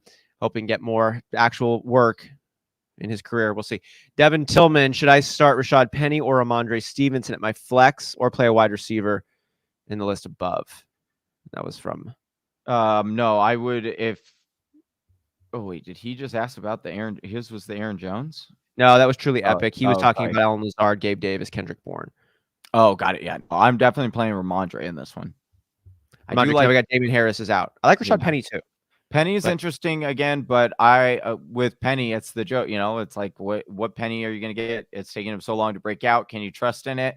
I know what I've seen from Ramondre. I know what I'm going to get from Bill Belichick, especially when there is one of Damien's out. I know what I'm going to get from Ramondre and Bill. So give me Stevenson. Give me the devil I know. Yeah, First one I don't. Yes, sir.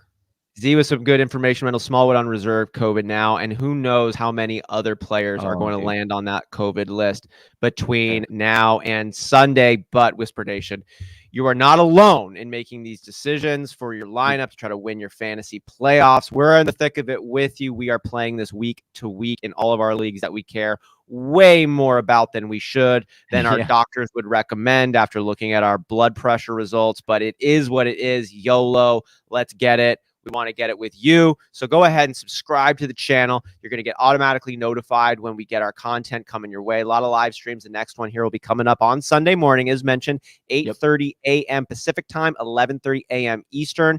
Johnny's going to be answering all of your live lineup questions, going all the way through whatever questions you have to get ready for the matchup. And given the way the news has been flowing, there could be a lot of updates between now and then. While you're subscribing, go ahead and just hit the thumbs up on this one.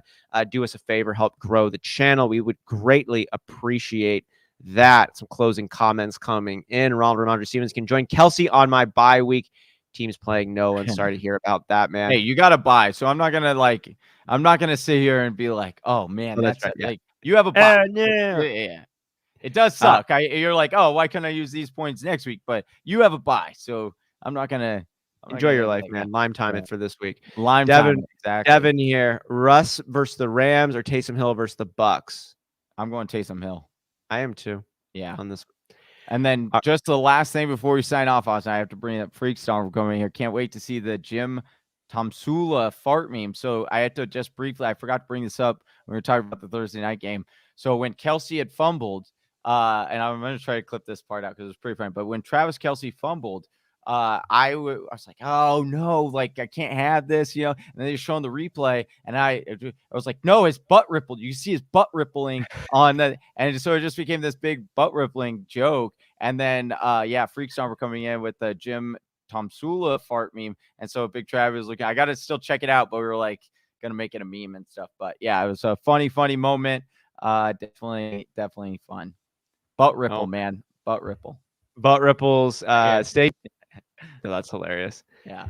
Appreciate fellas. Appreciate you. Appreciate everybody else here who joined us for this Friday afternoon news and notes show. Z, Ronald, Devin, Freak Stomper, Josh Loyola, Devin. We said Devin coming back. Smokey the Cat. So many people jumping in here. Gus Ramos, do it for 20.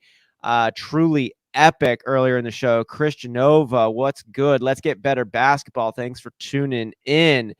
Valerie McCarthy, The Chosen Rose, Ronald P1. Guys, thanks for joining us. It made our day. It's been awesome to roll out these bits of information alongside you, talking fantasy football, helping you get your lineups right. Hope to see you on Sunday. Also, last plug, if you are subscribed at the Patreon $10 level, you get a chance to win that signed autographed Elijah Mitchell jersey behind Johnny right there. Give away a signed jersey every single month in a raffle to our $10 Patreon subscribers. At that level, you're also automatically entered into the sports card giveaways. We have listener league spots available for next season that are starting to be raffled off, as well as a ton of great bonus content like the video portion of the matchup breakdown episode and some other good stuff that come your way. On behalf of Johnny Game Time Hicks, I'm Austin Sear. Any closing words, Johnny? No, good luck this weekend and tune in, and hopefully no more COVID information. Hopefully no more COVID information, but if there is, and there probably will be, we'll be with you there to help navigate the rest of the way. I'm Austin Sear, Johnny Game Time Hicks for the Fantasy Whispers. We're out. Peace. Peace. You go. You made it to the end of another one of our videos. Hey, if you still have some questions, I totally understand. Or you just want to join an awesome fantasy football community, head on over to our Discord chat. Link is in the description below. And if you're still not sold on us, check out one of these videos.